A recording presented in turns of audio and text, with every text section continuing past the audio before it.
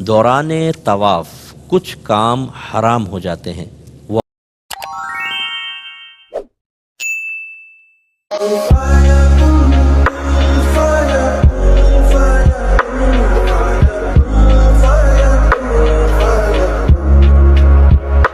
اعوذ باللہ من الشیطان الرجیم بسم اللہ الرحمن الرحیم۔ خواتین و حضرات السلام علیکم ورحمۃ اللہ وبرکاتہ و مغفرت۔ دوران طواف کچھ کام حرام ہو جاتے ہیں وہ آپ کو نہیں کرنے۔ مثال کے طور پہ بے وضو طواف کرنا، آپ کو باوضو طواف کرنا ہے، اور فرض کر لیں کہ اگر طواف کے دوران وضو ٹوٹ جاتا ہے تو آپ فوراً باہر جائیں، وضو کر کے دوبارہ آئیں۔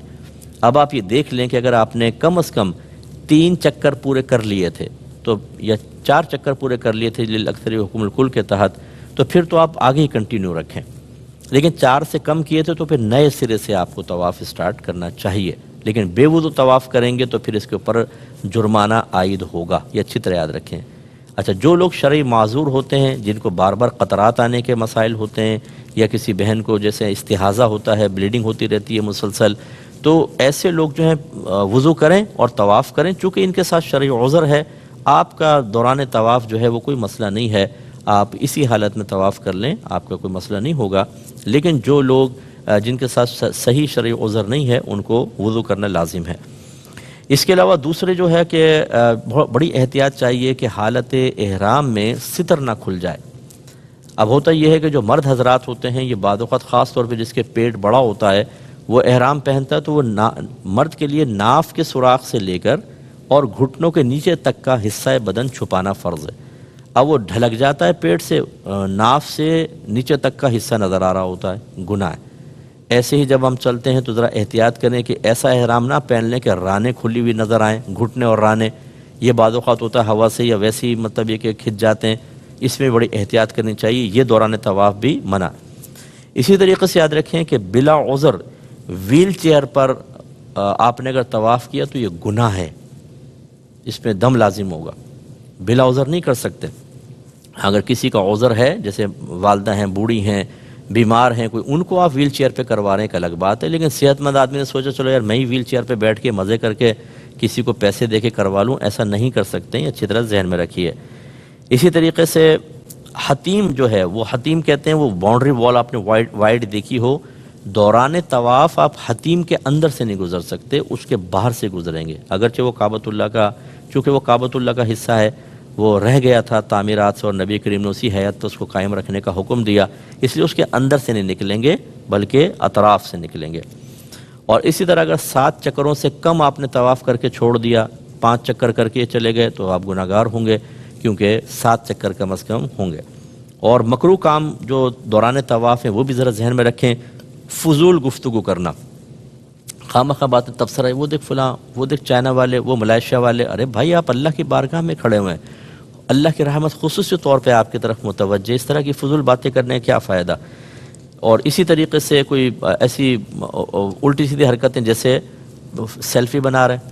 اچھا، بعض لوگ کہتے ہیں کہ وہ گھر میں کال ملا لیں گے، ویڈیو چلا دیں گے، دیکھیں وہ کعبۃ اللہ، یہ بھائی یہ اللہ کی طرف متوجہ ہونے کا وقت ہے، یہ اپنے گناہوں کو یاد کرنے کا وقت ہے، یکسوئی سے عبادت کریں۔ یہ کہ آپ نے ایک اور آدمی کو انٹر کر لیا اس میں اور وہ سارا وہ مطلب آپ کی یکسوئی تو ختم ہو گئی، اس لیے پوری یکسوئی کے ساتھ کریں، یہ مکروہ ہے، گناہ نہیں ہے لیکن مکروہ ہے۔ اسی طریقے سے ناپاک کپڑوں میں اگر طواف کیا تو مکروہ ہے، طواف ہو جائے گا لیکن کراہت کے ساتھ۔ یوں ہی ہم نے آپ کو بتایا کہ رمل یا اتباع مرد کے لیے سنت ہے، اس کو ترک کرنا بلا عذر یہ بھی مکروہ ہوتا ہے۔ اسی طرح کچھ کھانا پینا بھی حالت طواف میں، یعنی طواف کے دوران مکروہ ہے، گناہ نہیں ہے لیکن مکروہ ہے بہرحال۔ ہاں اگر بہت شدید پیاس لگ رہی ہے، بہت حلق خشک ہو چکا ہے، گرمی بہت شدید ہوتی ہے بعض اوقات، تو تھوڑا بہت 1-2 گھونٹ آپ پانی پی سکتے ہیں۔ اسی طرح اگر پیشاب وغیرہ کا غلبہ ہے تو طواف جاری رکھنا خلاف سنت مکروہ ہے۔ اور آوارہ نظری بھی مکروہ ہے۔